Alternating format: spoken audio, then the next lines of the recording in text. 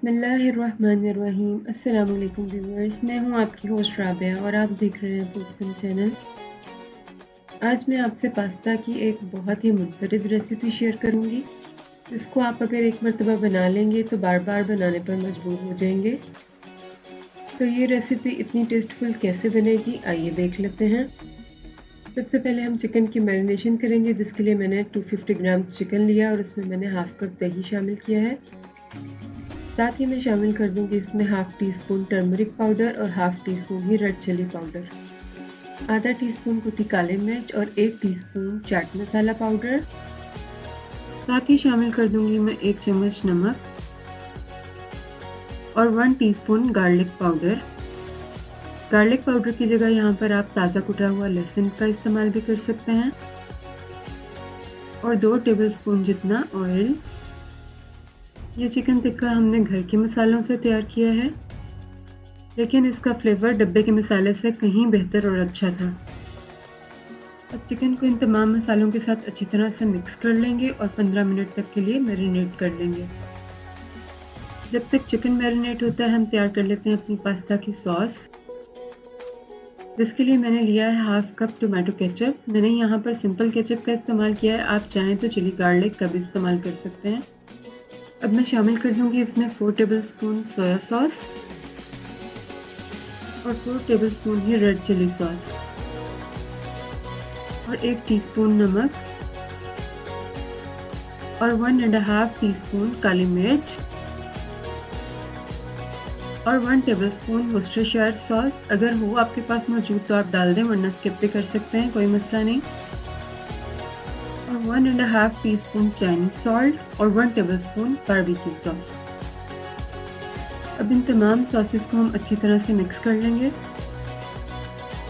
ये रेसिपी हर लिहाज से बहुत बैलेंस्ड और परफेक्ट है। अब सॉस हमारी रेडी हो गई। अब हम कर लेते हैं अपनी बाकी पास्ता की तैयारी। इसके लिए मैंने पैन में लिया है हाफ कप ऑयल। ऑयल जब अच्छे से गर्म हो जाएगा तो हम अपना पहले से मैरिनेट किया हुआ चिकन इसमें शामिल कर देंगे और चिकन को ऑयल में अच्छे से फ्राई कर लेंगे।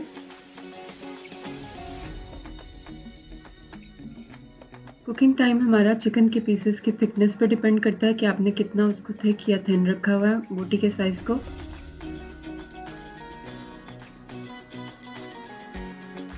मैंने यहाँ पर इसको बारीक स्ट्रिप्स में काटा था और दूसरा यहाँ पर चिकन मैरिनेट हुआ है, तो 5 मिनट से ज़्यादा मुझे नहीं लगे थे और चिकन हमारा बहुत अच्छे से टेंडर और सॉफ्ट हो गया था। चिकन जब हमारा बिल्कुल रेडी हो जाएगा तो हम इसको कोल का स्मोक देंगे। कोल का स्मोक देने से हमारा चिकन टिक्का बिल्कुल बाजार से लाए हुए चिकन जैसा फ्लेवर देगा।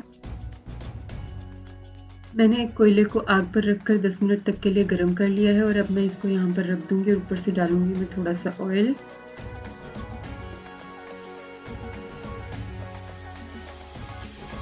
ताकि धुआं बाहर ना निकले। हम 10 से 15 मिनट तक के लिए स्मोक देंगे और स्मोक जिस पर टाइम मैं दे रही हूँ, मैंने यहाँ पर चूल्हा अपना बिल्कुल बंद कर दिया है। अब स्मोक देने के बाद हम चिकन को प्लेट में निकाल लेंगे, क्योंकि चिकन हमारा बिल्कुल रेडी है। और अब हम इसको बाकी चीज़ों के साथ पकाएंगे तो चिकन हमारा ओवर ड्राई हो जाएगा और जूसी नहीं रहेगा।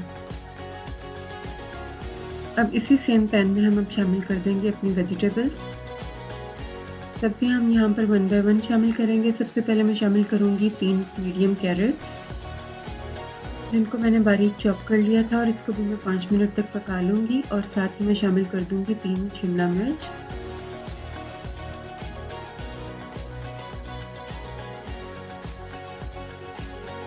हमने अपनी वेजिटेबल्स को क्रंची रखना है, सॉफ्ट नहीं करना।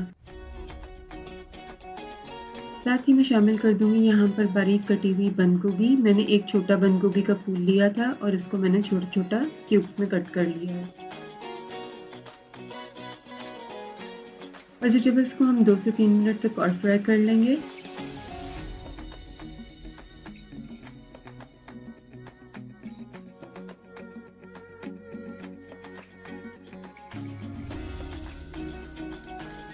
यहाँ पर वेजिटेबल हमारी बिल्कुल रेडी है और अब मैं शामिल करूँगी यहाँ पे पहले से बॉईल किया हुआ पास्ता।